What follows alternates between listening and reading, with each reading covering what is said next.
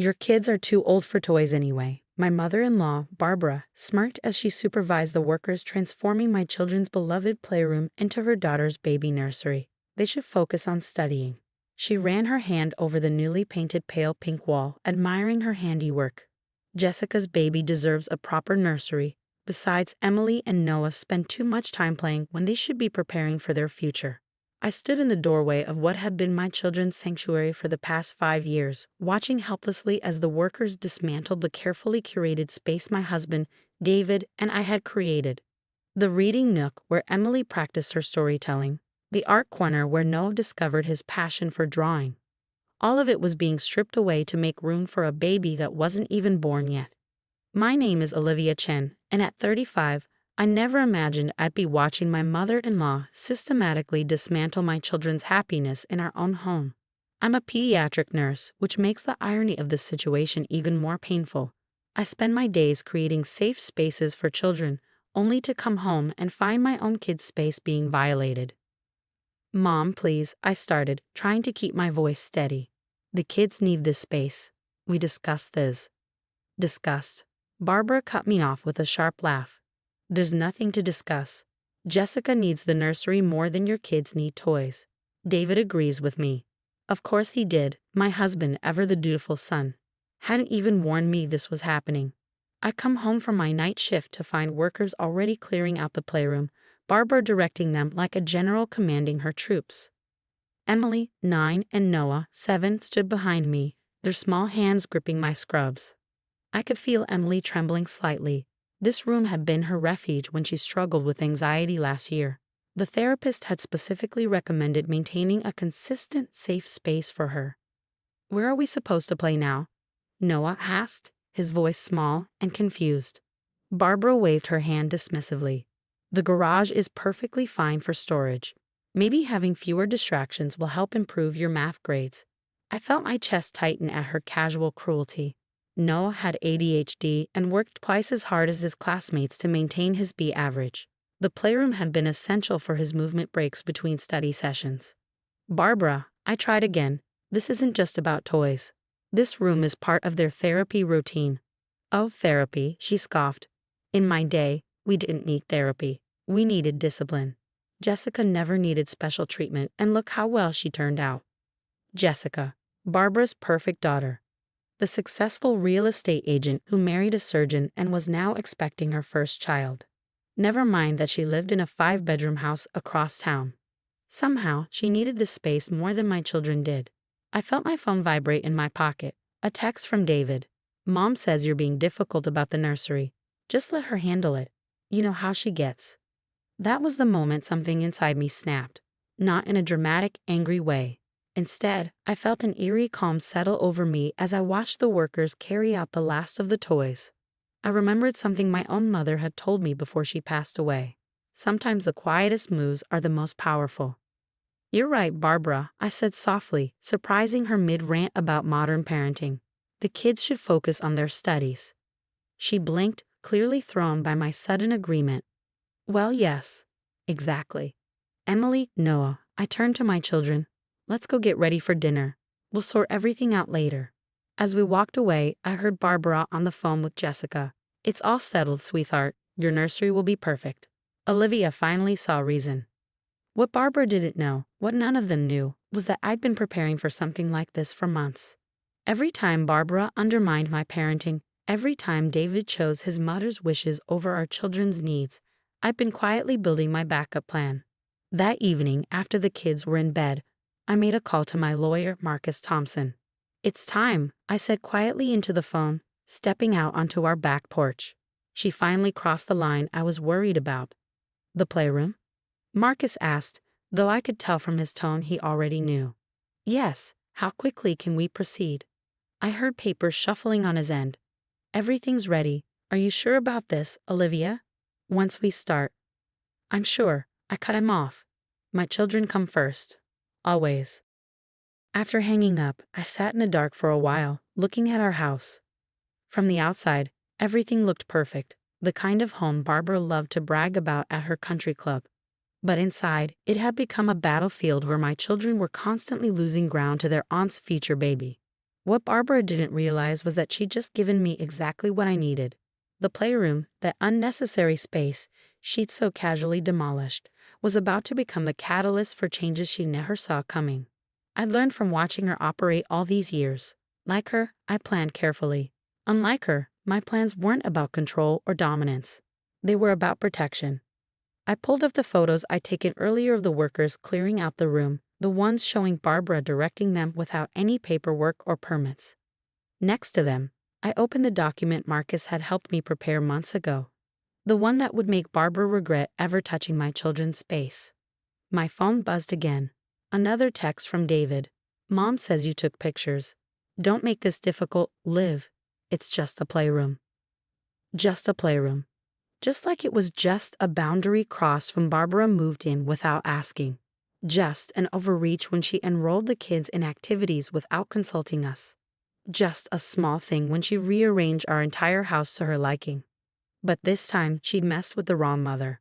I might be quiet, I might be patient, but I'd spent years documenting every overstep, every violation, every moment she put her daughter's wants above my children's needs. The playroom wasn't the beginning of her interference, but it was about to be the end. I sent a final text to Marcus. Start the proceedings tomorrow, and make sure Barbara gets the papers at her country club lunch. She loves an audience. Then I went inside to check on my children. Emily was still awake, clutching the stuffed giraffe that usually lived in her reading nook. Mom, she whispered as I sat on the edge of her bed. Are we really never getting our playroom back? I smoothed her hair back, smiling softly. No, sweetheart. We're getting something much better. Trust me. Barbara had no idea what she'd started, but she was about to find out exactly what happened when you pushed a mother too far. The next morning, I arrived at work early, using the quiet hours before my shift to finalize everything with Marcus. My phone buzzed repeatedly with messages from Barbara, each one more smug than the last. The nursery painting is finished, much better than those childish murals. Ordered the most darling crystal chandelier, so much more appropriate than that silly cloud light fixture. Jessica is thrilled. She's coming to see it this afternoon. I ignored them all, focusing instead on the email Marcus had just sent. Everything was in place. Barbara would receive the papers during her weekly ladies' lunch at Oakwood Country Club. Her favorite audience would have front row seats to what was coming. At exactly 12:30 p.m., my phone lit up with a call from David. What the hell, Olivia? He demanded without preamble. Mom just called me in hysterics. What are these papers about a trust violation? I set down my coffee, keeping my voice steady. You mean the papers about the children's trust? The one my mother set up before she died? The one that specifically designated that playroom as a protected space for her grandchildren's use? Silence on the other end. The trust that Barbara, as a member of the household, signed an acknowledgement of when she moved in. That trust, David. That's ridiculous, he sputtered. Mom would never have signed. Check your email. I cut him off. Marcus just sent over the documentation.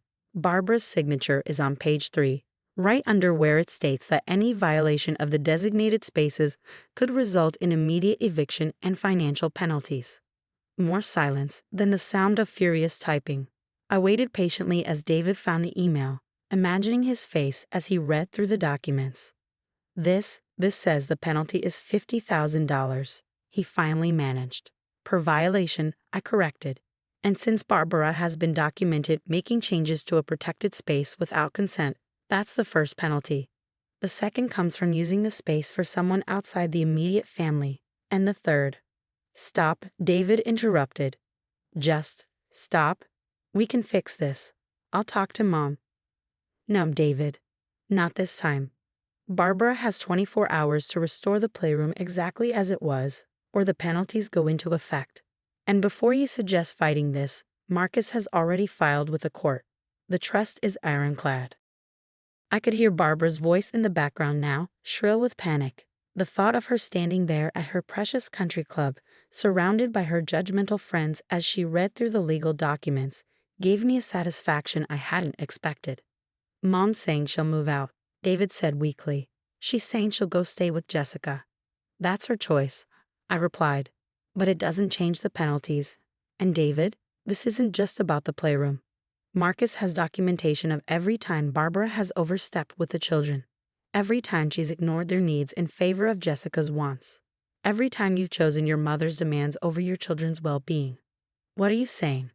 I'm saying that if things don't change, really change, the next papers you receive won't be about the trust. They'll be about custody. The threat hung in the air between us. I heard Barbara's voice rise again in the background, probably already planning how to spin this to her country club friends. But for once, I didn't care about her dramatics. The children need their playroom back by tomorrow afternoon, I said firmly, exactly as it was.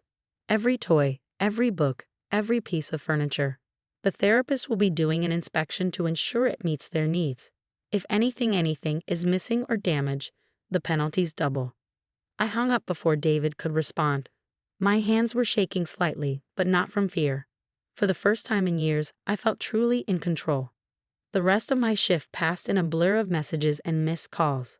Jessica left a voicemail full of tears about her ruined nursery. Barbara's friends, who had witnessed her humiliation at lunch, were already spreading the story across their social circle. David kept texting, alternating between anger and pleading. I ignored them all, focusing on my patience and the knowledge that I had finally done what needed to be done. When I got home that evening, the house was in chaos. Workers were frantically trying to restore the playroom, supervised by a red-faced Barbara who couldn't quite meet my eyes. The crystal chandelier was gone, the pink walls were being repainted, and boxes of my children's toys were being carefully unpacked. "Mom," Emily called out, running to me with Noah close behind. "Grandma says we're getting our playroom back, and she's moving to Aunt Jessica's house." I hugged them both, watching over their heads as Barbara directed the workers with considerably less enthusiasm than she'd shown yesterday. "Is it true?" David asked quietly, appearing beside me. "About the custody papers?" "Yes," I replied simply. "I love you, David, but our children come first. They always should have. It's time for you to decide what kind of father you want to be, one who stands up for his children or one who only sees them every other weekend." He flinched at that, but I saw something shift in his expression. Maybe finally he was beginning to understand what was at stake. Barbara swept past us, arms full of pink nursery curtains. "I'll be out by morning," she announced, trying to maintain her dignity. "Obviously, I'm not welcome here anymore." "No, Barbara," I corrected her.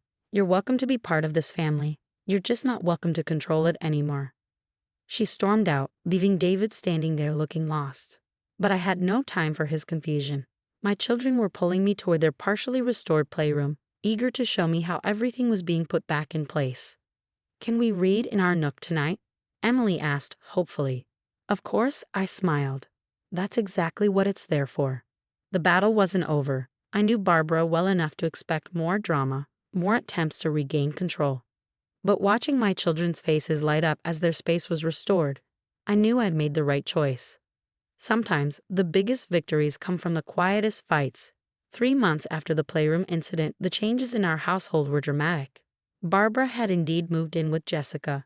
Though not before attempting one final power play, she tried to argue that since she had improved the playroom with expensive renovations, we owed her compensation. Marcus shut that down quickly, pointing out that unauthorized modifications to a protected trust space actually increased her penalties. The $150,000 in total penalties went directly into Emily and Noah's college funds, as specified by the trust. Barbara had to sell her beloved country club membership to pay her share. Jessica's baby now had a beautiful nursery in her own house, where it should have been all along. But the biggest change was in David. The custody threat had shaken him deeply, forcing him to confront his role in enabling his mother's behavior. We started marriage counseling, and slowly I began to see glimpses of the man I had married returning. "I never realized," he admitted one evening as we watched the kids playing in their restored space, "how much I was letting Mom control everything. How much the kids were hurting because of it." The playroom had returned to its former glory with a few improvements. The children's therapist had helped us make it even more supportive of their needs. Emily's anxiety had improved significantly now that she had her safe space back, and Noah's grades had actually gotten better with access to his movement breaks again. Barbara, predictably, wasn't handling her loss of control well. She had tried to rally her social circle against me, but the story had backfired. Instead of sympathy, she found herself facing uncomfortable questions about her behavior. Several of her friends, it turned out, had been quietly disapproving of her treatment of my children for years. "Did you hear?" David asked one evening, trying to hide a smile. "Mom tried to join the Valley Creek Country Club, but apparently, they've instituted a new policy about family values and respecting grandchildren's spaces." I couldn't help but laugh. The social consequences were hitting Barbara harder than the financial ones. Jessica had been caught in the middle, her perfect nursery plans disrupted, but even she had begun to see things differently, especially after her son was born.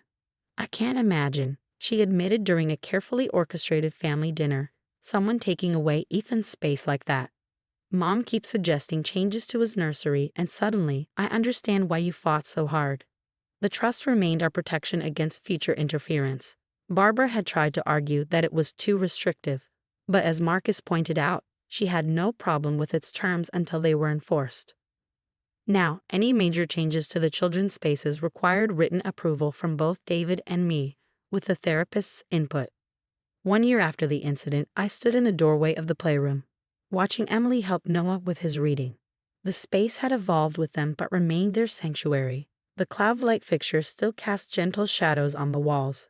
The reading nook was worn with love, and the art corner was splattered with evidence of countless creative sessions. David came up behind me, wrapping his arms around my waist. "Mom called today," he said quietly. "She wanted to know if she could visit this weekend. I told her she's welcome, but the rules about the children's spaces are non-negotiable." And she agreed, actually agreed, without arguing. I think she's finally starting to understand. I leaned back against him, remembering that day a year ago when I had watched workers dismantling our children's happiness. The quiet rage that had driven me to finally take action. The satisfaction of knowing I had been prepared. You know what Emily said to me yesterday? I asked David. She said she feels safe here. Really safe. That's all I ever wanted for them. He tightened his arms around me. "I'm sorry it took me so long to stand up for that." From the playroom, we heard Noah's excited voice as he finished reading a page by himself. Emily's patient encouragement, the sounds of our children thriving in their protected space. Barbara would probably never fully change, but she had learned an important lesson. Some battles aren't won with dramatic confrontations or loud arguments. Sometimes the quietest preparation, the most patient planning, yields the most powerful results. And in our house, with our children's laughter echoing from their restored sanctuary, that victory resounded louder than any of Barbara's protests ever had.